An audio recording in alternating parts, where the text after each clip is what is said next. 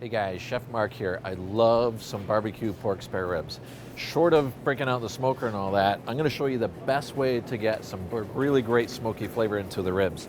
First thing we're gonna start here is our center cut pork spare ribs. We've trimmed off the top, bottom, and sides of this, so this is, besides the bones in here, is 100% edible and delicious.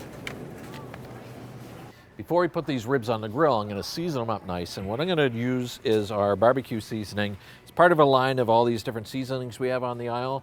A little bit of spice, a little bit of brown sugar. It's going to be a perfect start for our barbecue ribs.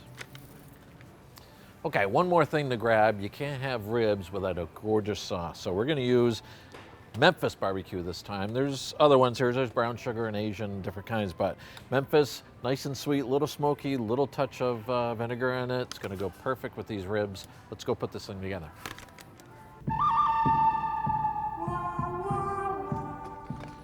It's rib time. Braised barbecue pork spare ribs.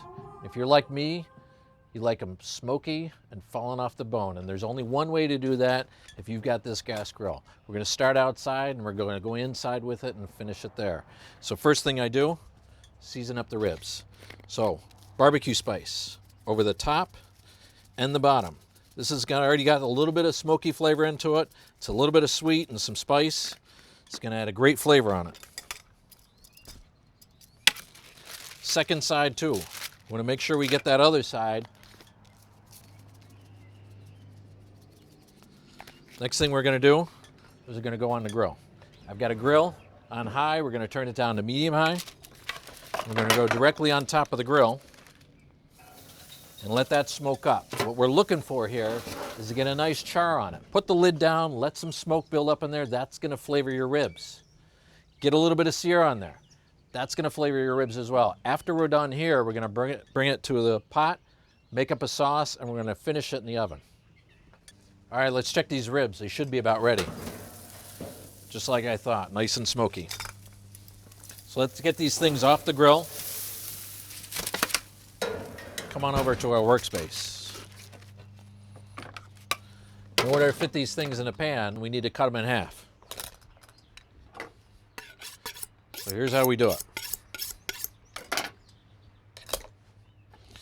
Find a bone, you'll find a little soft spot right in between.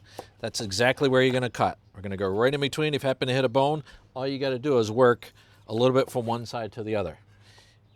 Each half gets placed inside of our braising pan, and then we need to make the sauce. So,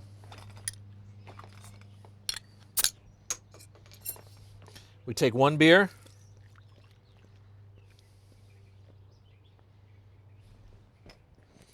one bottle of barbecue sauce, and you're gonna mix those two things together. And what happens is we're gonna cook with barbecue sauce, which is certainly gonna add some great flavor. And we all love beer, well, most of us. What we're gonna do is we're gonna thin that down because we're gonna put this in the oven, 350 degrees, for 2.5 to 3 hours. We need a little bit of moisture in here along with that barbecue sauce so that when we put it in that long time in the oven, it's gonna get very nice and tender, fall apart, but it's also gonna be a little bit more thin because of the beer so that it lasts in the oven and doesn't burn. These are gonna go in the oven for 2.5 to 3 hours. All right, here it is, 2.5, 3 hours in the oven, nice and fork tender. Last 10 minutes, pull the lid off, let it glaze up real nice. Let's look at these guys.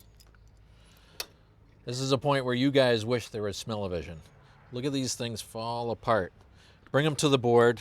All we gotta do now is find where the bones are at and cut in between them. You could do 1 or 2 per person.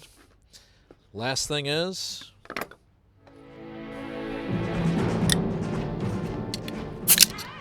now we're ready to eat.